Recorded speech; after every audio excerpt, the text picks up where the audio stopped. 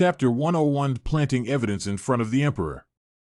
Listening to His Majesty's voice getting higher and higher, the courtiers were terrified. It was rare to see His Majesty getting so angry, and even rarer to see His Majesty reprimanding Lord Qin so harshly. Qin Pingping was unchanged and opened his mouth to defend himself when I returned to the capital, because someone in the court intended to rob the Northern Qi secret spy, Siri. This Siri is related to the assassination case of Fan's son a few days ago. This is a big matter. I made a detour after I got the report from the court and escorted that spy back, so I was delayed for some hours. Well, so, that's just it. The Emperor gently actually will this matter high up, but gently fall. The ministers were originally shocked, thinking that His Majesty seems to even not like Lord Qin, and then found that so sent down, only to understand that the original late return matter, after all, unseemly. His Majesty is through this matter will be this account clear off.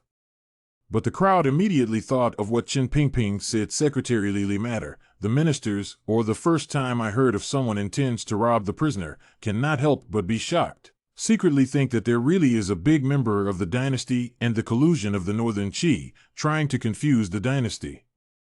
Put down the matter of the Secretary Reeve for the time being, and first investigate this case of the Prime Minister's son to the bottom of the water. The Emperor looked at Qin Pingping coldly. Qin Pingping owed her body in the wheelchair and glanced at Lin Ruofu before smiling and saying, "These two cases, in fact. It is one."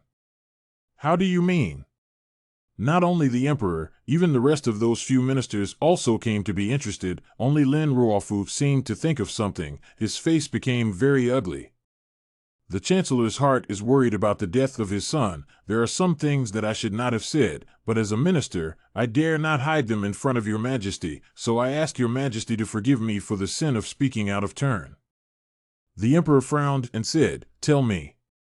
Qin Pingping clenched her withered hand full of veins into a fist, plugged her lips and coughed a few times, seemingly coughing up all the stifled phlegm in her chest, before she said faintly, "The second son of the Chancellor, Lin Gong, was with Wu Bowen when he was killed."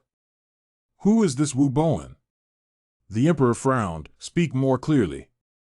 Wu Bowen in Kyoto officialdom quite a bit of fame. At this time most of the ministers in the room know, but in the past always thought that this schemer is in the prince and the second prince of the swing between. Were to think that it would be with the prime minister of the family's son stay together at this time and then cast a glance at the prime minister of the Lord, cannot help but more than a few points of worry. After all, we are the civil servants as one. If by the rabid dog Qin Pingping bites out what, we have no face. Lin Ruofu at this time is sitting peacefully on top of the round stool, eyes red and swollen, but do not see any worry.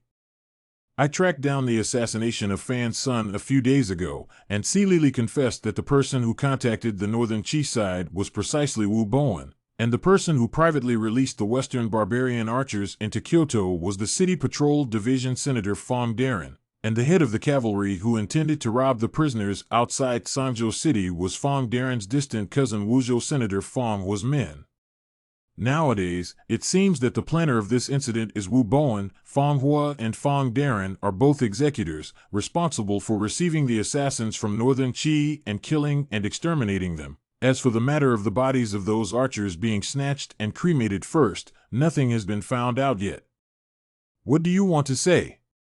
I have no other intention. I'm just curious as to why Second Prince Lin stayed in the manor at the foot of Tsangshan Mountain with the mastermind of Fan's son's assassination a few days ago before his death.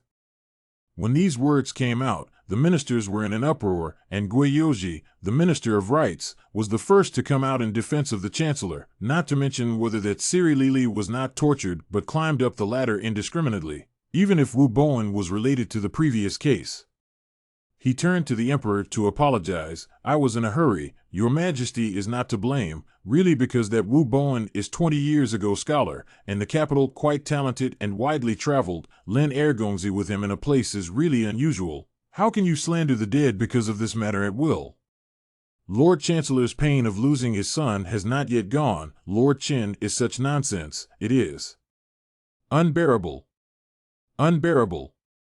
Lin Ruofu stood up at this time, bowed to His Majesty, and said sorrowfully, "My dog's son was unworthy, acted rashly, and suffered an untimely death, but if I say that he had such an unsubmissive heart, the old minister will never believe it." He also said that Wu Bowen minister, also saying, is indeed a talented person, but also had traveled with him around the Kyoto attractions. If there is a story with Wu Bowen, it is related to the murder. That is not the minister cannot get rid of this suspicion? Not bad. A minister also shook his head and said, "I have also met with that Wu Bowen, looking at his face. It seems to be quite positive. If this person is really a wolf-hearted person, what has this got to do with Lin Ergongzi? Lord Chen should be careful what he says." Lin Ruofu's face appeared agitated and said, "If the minister has anything to do with this matter, heaven hates it, heaven hates it." Seeing Lord Chancellor say such heavy words, several ministers knelt down with him. Seeing the ministers kneeling, the emperor propped up his jaw on the chair and glanced at Qin Pingping, but his eyes were full of laughter. In an instant, the emperor's face as frost, pleased all the ministers to rise, and said, "Qin Pingping has already begged for punishment first, not yet finished, allow him to speak on first." It was always like this in the courtroom. Qin Pingping was the only one in the court, and the civil official system always liked to embrace the group. Qin Pingping lightly glanced at Lin Ruofu and said, "Lord Chancellor, rest his anger, this official just feels puzzled. The supervisory yuan secretly searched Kyoto for a day and a night and failed to find Wu Bowen, but your son was able to wine and dine with this schemer under the grape arbor, so naturally I want to ask for an explanation. Whether or not Wu Bowen was the mastermind behind the previous case is still unknown at this time. Perhaps at that time he had an appointment with the second son of Lin to go to Tsangshan Mountain to enjoy the scenery. Qin Pingping. This matter will be discussed later." The emperor suddenly spoke coldly, stopping Qin Pingping's statement. Seeing that His Majesty was on his side, the ministers of the ministries breathed a sigh of relief, but Lin Ruofu's heart was struck by the words, "discuss it later." A chill surged up, knowing that His Majesty was warning himself not to make use of the issue. This is a kind of exchange without the help of words, but both sides know it by heart.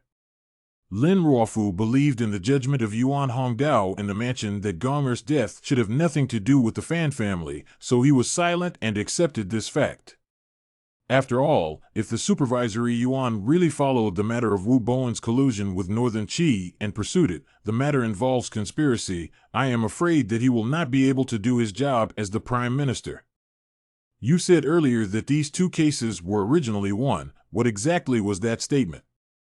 Qin Pingping expressionless look at these ministers, the minister afraid of his ice-cold venom, some uncomfortable cough a few times, he said softly. After the Ministry of Criminal Affairs and the hospital to check the wounds of the deceased and the scene at that time, decided that the murderer is Dongyi City Four Goose Sword lineage, so I assert that the two cases is a case.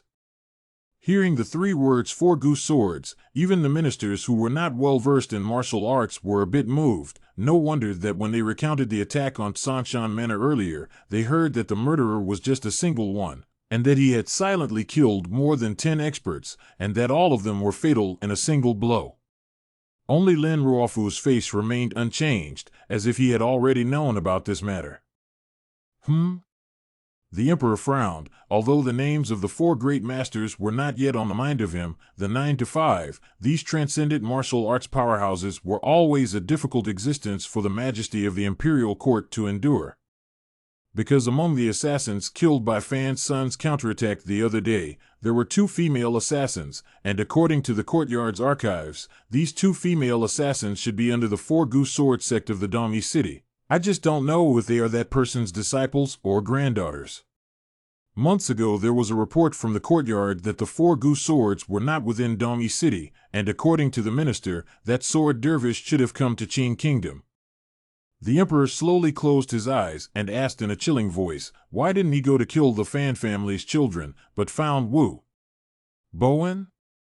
The world knows that the Four Goose Sword is a bit of sword-obsessed. The disciples assassinate others, were counterattacked and died. I'm afraid that he will still praise the other party's tactics, not to mention that he will not regard it as an enemy. And this person is the most averse to conspiracy and trickery, strictly forbidding the disciples to be involved in the family and country's struggle. If not, Wu Bowen promised what benefits, said to the two female assassins. These two female assassins would not have died, I'm afraid that in his heart, only that Wu Bowen is the real enemy. Chen Pingping said lightly, lying really does not change color. After a long time, this room in the palace resounded with the majestic voice of the Emperor of Qing, Kyoto Prefect Mei Dili on the fold to ask for a crime, the use of a year of salary demotion, the supervisory yuan stationed in the City Patrol Division to correct the investigation, the exemption of Jiaozi Hung City Patrol Division, the Ministry of Justice to continue to investigate the additional 2 murder cases, to be the end of the volume after the end of the imperial decree to order the East barbarians to hand over the culprits, according to the deal with it. After saying this, he went up to Lin Ruofu and comforted him with a few words, then left the room. After the ministers retreated, a palace maid had already come forward to push Chen Pingping's wheelchair into the inner palace. The ministers were not surprised by this incident. They had never imagined that they would one day be able to gain such favor from Chen Pingping. That was why they clung to each other in matters big and small, fighting against the power of the supervisory yuan, which was also equivalent to fighting against the emperor's personal power. This was the traditional concept of the civil officials since the founding of Qing. It seemed to have been deeply rooted into their heads, and they would never be able to get rid of it. The ministers even thought with malice in their hearts that perhaps it was precisely because Chen Pingping, the mad dog, was paralyzed and had no heir that His Majesty trusted her so unreservedly. In the quiet of the deep palace, there was not a single eunuch or maid, only the emperor and Chen Pingping were sitting opposite each other.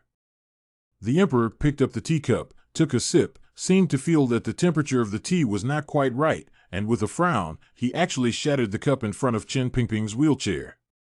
Snap! With a sound, the porcelain cup turned into broken jade and splashed everywhere. The tea wetted Chen Pingping's pant leg, but his legs and feet were inconvenient, so he was unable to avoid it. Unlike earlier, the emperor's voice at this time seemed particularly cold and oppressive. For goose swords? This answer is absurd, isn't it? Chen Pingping is like not seeing this scene in front of him, full of smiles, very respectful replied, I do not dare to hide from the emperor, that wound is poignant, quite bewildering, the Ministry of Justice and the courtyard unanimous view so. The emperor curled his lips, smiled and looked at him twice. Suddenly a flash of color flashed in his eyes, and asked drily, is it the old 5 in the capital? Chen Pingping slowly raised his head and opened his lips before saying after a long time, not bad, the 5 oldest are in Kyoto now. The emperor seemed a bit tired, rubbed his brow and said faintly, just how many other things are you hiding from me? Then sighed, it's just that, but since you even dared to hide it from the Union, you must hide it from the world and not let those people know about old 5's existence.